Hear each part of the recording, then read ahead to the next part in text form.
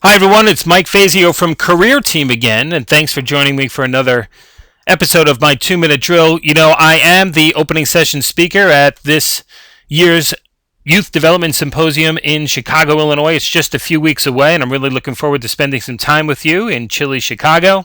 But I am excited to share with you more information that I discussed last time in this episode of the 2-minute drill.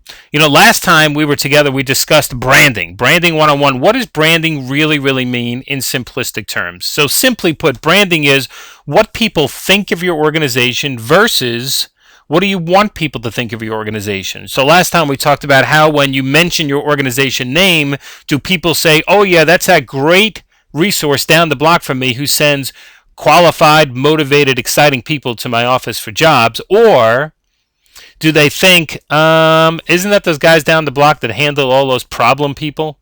See, we're trying to match these things up. We want people to know exactly what we are as opposed to what they think we are.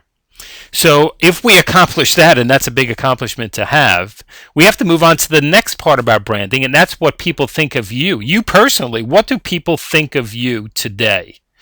What do they think? Do they think you're lazy, a hard worker, you're a team player, you're selfish, you're self-centered, you're narcissistic, you're crazy, you're a lunatic? What do people think of you versus what do you want people to think of you? Maybe you want them to think you're crazy. Let's hope not. Okay, but people sometimes have a different impression of you than you have of yourself.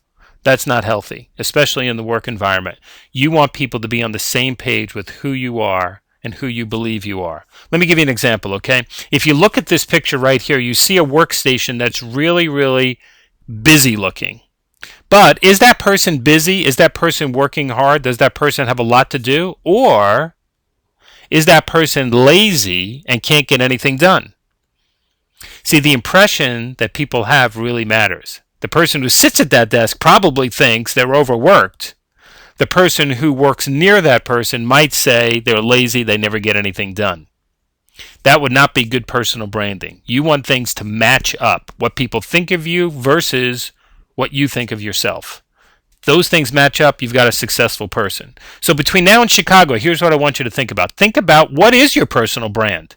If you had to identify who you are and how people view you, what would that be? Do they match up? Do people really see you as an innovator, as a team player, as creative, as somebody who really is helpful, empathetic?